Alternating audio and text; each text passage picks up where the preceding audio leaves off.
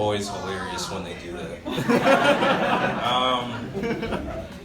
I got rejected recently. Yeah. Woo! It's okay. But everybody has different ways of coping with rejection. Like sometimes people will post one too many stories of them out in the club living their best life, or they'll like go to work and study or some shit. But I did something pretty weird. I started listening to whale noises. Because I felt like they personified my sadness. Like I'd be sitting in my room alone, in the dark, and have my headphones on, and I just hear the whales talking to me. They'd just be like,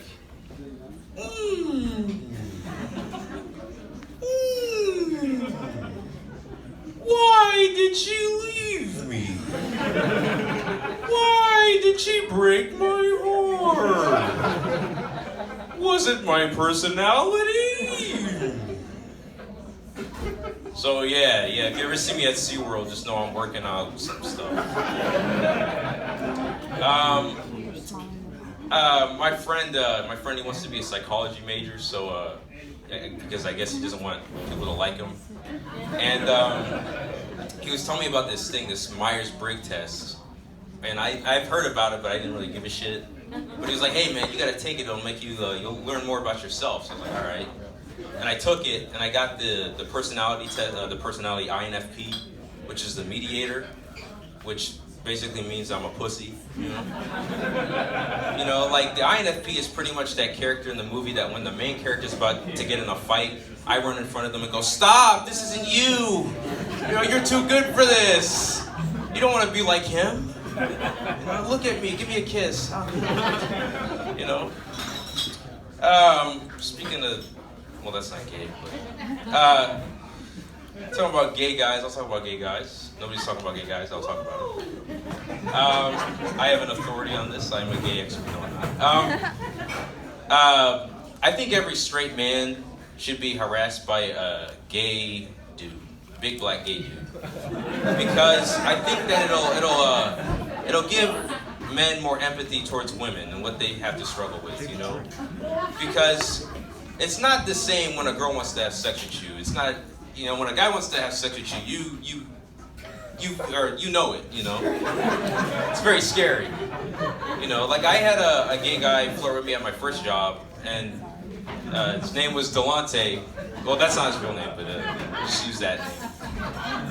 He would call me Mr. President all the time. I don't know why he called me that. And he would talk about, he's like, oh, I bet you got a big old dick. I bet you hanging, you a little short, but you got that Kevin Hart shit. I'm like, no. Let me just cook this chicken, Delante. But, but he was a big dude, he was buff. He was like a NFL first draft pick, And so if he put his big black hand on me, I lose all agency of my own body, I officially became property of Delante at that moment. He could fold me like a pretzel, put me in his man purse or whatever, I have no choice in the matter, It's Valentine's Day. Or no, it's not. It's Black History Month. But I think that might go extinct because of Ron DeSantis, rest in peace. I think it's probably just going to be shortened to Black History 30 minutes, let's just get it in and let's move on with the Black History. That was pointless. But a lot of people complain about our generation, my generation, saying they have they're very self-centered. They say they have main character syndrome. That's what we call it. But I don't have main character syndrome. I have movie extra syndrome. I'm like the guy. I'm not the guy who's talking to the hot barista or whatever in the coffee shop. I'm the dude all the way in the park feeding the ducks bread and shit. Or I'm the guy that's standing behind that guy 5 people down just checking his watch. Nobody gives a shit. I'm fine with that. I'm cool with that.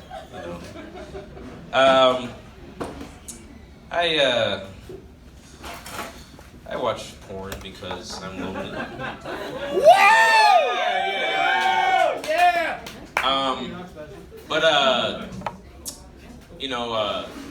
I'm trying to watch less of it, but you know, it calls to me. But deleting your history, it feels good. It feels like it's very cathartic, you know. I feel like it feels the same to me as like when you get a baptism, you know, because I delete it and I'm like a different person. I'm born again. I wasn't the same man at 10:15 a.m. that I am at 2:30. You know, I'm clean. I'm a new citizen. You know.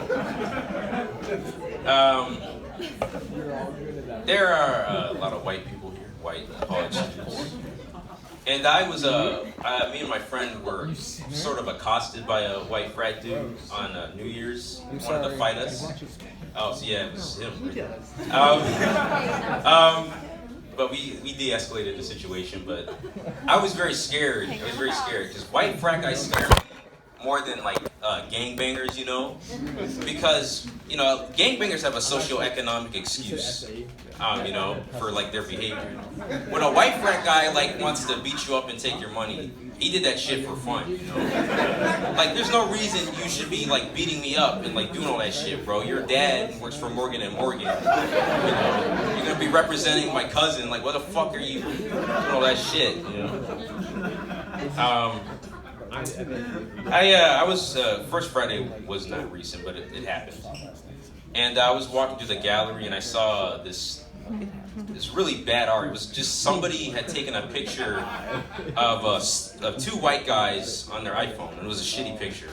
And there's two white guys looking up, and the title was called "Two Guys Looking Up." That was the name of it, and it pissed me off, you know. So what I wanted to do is I wanted to find the person who took this picture, right? Take a picture of their face, then go to the next First Friday, put it in there, and call it "Person Who Makes Really Shitty Art." Yeah, well, all right, y'all have a nice night.